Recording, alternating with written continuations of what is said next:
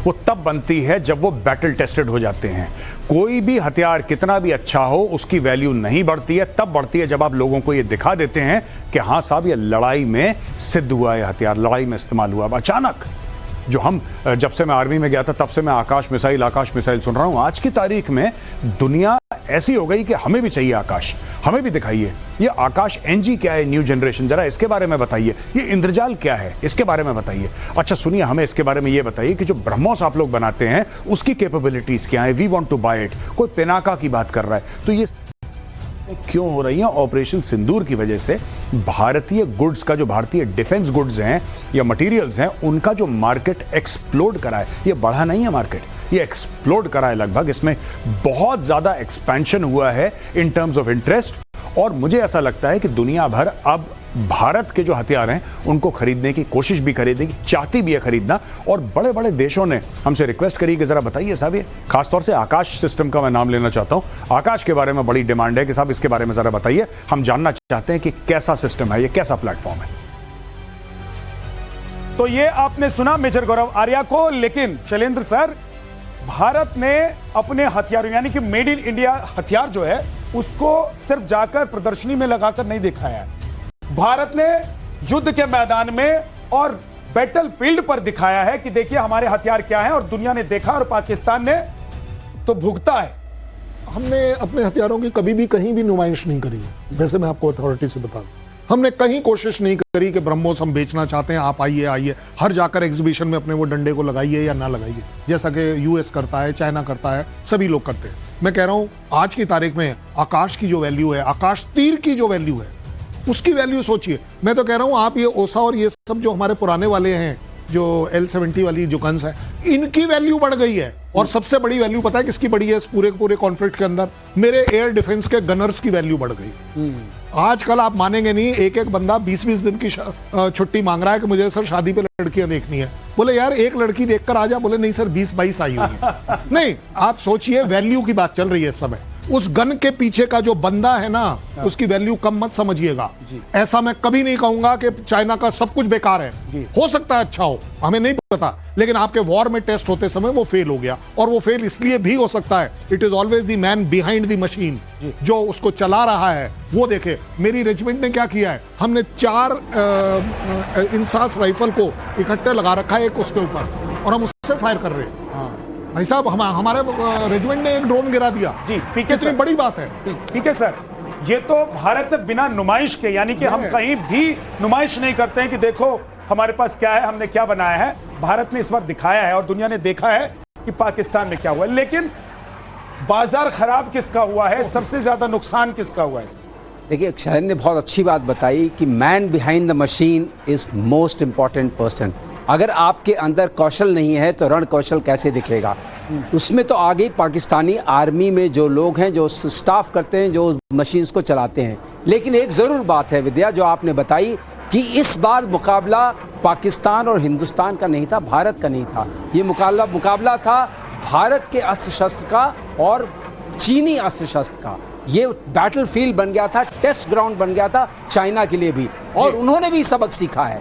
तो इसलिए ये हुआ जो आप बता रहे हैं, कंट्रास्ट आ गया सामने कि आपकी जो स्ट्राइक्स थी वो प्रिसाइज थी, अचूक थी और बिना कोलेटरल डैमेज की थी, जो कि रेवोल्यूशनरी मिलिट्री अफेयर्स में आता है। एक बात और हो गई, चाइना ने भी थोड़ा सा क्लियर किया है, क्लियरिटी के साथ। उसने बोला कि भाई जो हम अपने लिए बनाते हैं ना, वो हम तुमको बेचते नहीं। तो ये मत सोचना कि हम जो चलाएंगे वही तुमको भी चलाने के लिए दे देंगे। हम तुमको वो बेचेंगे जो हमारे कबाड़ वाले गोदाम में पड़ा होगा, और पाकिस्तान और दुनिया को ये समझ में आएगा। मैं आपको बता दूं, उसके आगे पी लगा देते हैं। हाँ, HQ-9 पी।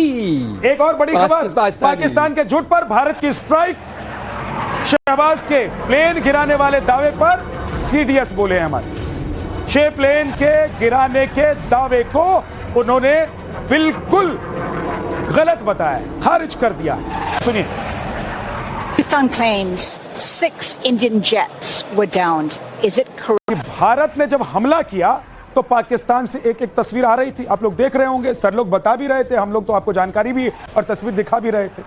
और पाकिस्तान लगातार रट लगाया जा रहा है, कहे जा रहा है कि हमने 6 राफेल गिरा दिए। सर ये मतलब सोचिए कि तुम्हारे जहाजों को हमने मारा, तुम्हारे घर में घुस के हमने मारा, वो तो तुमने वीडियो बनाकर भेज दिया।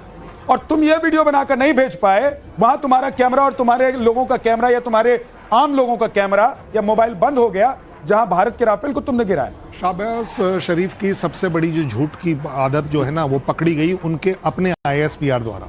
शाहबाज शरीफ ने क्या बोला था? 80 जहाज आए थे, यही बोला था। 80 जहाज आए थे 6-7। उनको पता ही नहीं कि कितने। नहीं जो देखिए, मैं तो झूठ अच्छा, पकड़ने की उनको बात 1-2 तो नहीं दिखाई दे रहा था। हाँ, मैं एक 80 जहाज 3-3 दिखाई दे रहा था। तो 80 जहाज आए थे, पहली बात। दूसरी बात, उन्होंने ये भी कहा कि रात को 2:30 बजे मुझे आर्मी चीफ का फोन आया था, भाई साहब हम तो 1:30 बजे काम कर आ गए थे, तुम्हें 2:30 बजे आया।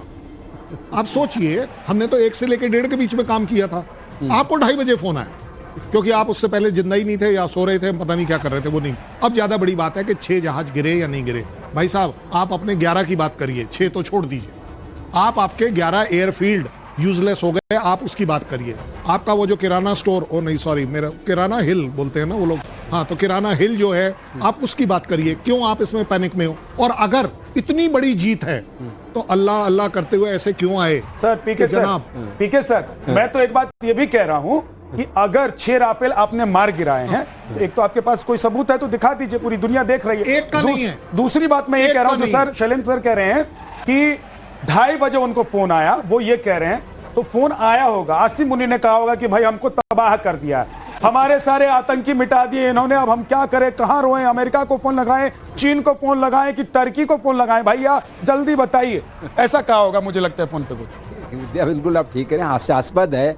6 जहाज अगर गिर जाएंगे, वो भी रफाल टाइप के, तो हंगामा मच जाएगा। और उनके पास बहुत सारे विजुअल्स होते, और जहां तक बात है, एक भी नहीं दिखा सके। जब इनके डिफेंस मिनिस्टर से एक फॉरेन करेस्पॉन्डेंट ने पूछा था, अगर आपको याद होगा विजुअल, तो उनसे पूछा आपको कैसे पता गिर गए? बोले सोशल मीडिया में चल रहा है। जी सर, और बड़ी खबर एक और बता देता हूं, रूस ने पाकिस्तान के झूठ को एक्सपोज कर दिया है। पाकिस्तान से कोई डील नहीं हुई, ये रूस कह रहा है। भारत से हमारा रिश्ता बिगाड़ना चाहता है पाकिस्तान।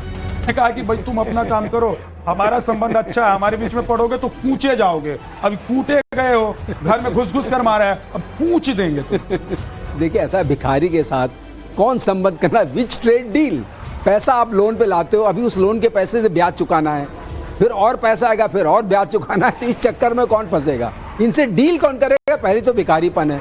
दूसरी बात यह है, भिखारियों से डील कौन करेगा? दूसरी बात यह है, जेब से निकालने के लिए आए, उसको कौन कहता है कि डील ये कर लो? चाहते हैं कि रशिया और हमारा जो संबंध है वो खराब हो, क्योंकि हमारा सबसे पुख्ता संबंध उनके साथ रहा है, वो दशकों का संबंध है, उसकी एक अटूट वो है, हर उसमें वो हमारे काम आए हैं। तो ये उसमें दरार डालने की कोशिश कर रहे हैं, मगर पुतिन भी बहुत समझदार हैं, सब लोग जानते हैं। वो ऐसे कुछ दिख रहा है, आपका ISPR अंधा है, आपका आर्मी चीफ, वो क्यों नहीं क्लेम कर रहा आर्मी चीफ?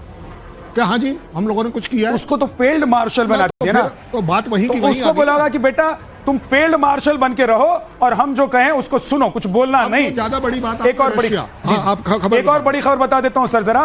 पाकिस्तान में चीनी हथियार खुश होने पर ड्रैगन खामोश है। सवाल के जवाब में चीनी अधिकारी को पसीना आ गया, हथियारों की बजाय डिप्लोमेसी पर भाषण देने लग गया। पाकिस्तान में चीनी हथियार कैसे फेल साबित हुए ये आपने देखा। जब भारत ने ऑपरेशन सिंदूर किया तो पाकिस्तान के वो सारे हथियार या तो धरे के धरे रह गए या मिट्टी में मिल गए, और भारत ने जो यहां से अटैक किया उसको तक रोक नहीं पाए वो, चाहे चीनी ड्रोन हो या फिर एंटी डिफेंस सिस्टम। इसकी तबाही पर जब चीन से सवाल पूछा गया तो वो कन्नी काट गया। ऐसा क्यों, ये जरा एक बार मेजर गौरव आर्या के पास चलते हैं। मेजर साहब बताइए कि आखिर चीन कन्नी काट रहा है या उसको डर सता रहा है कि उसका दुनिया भर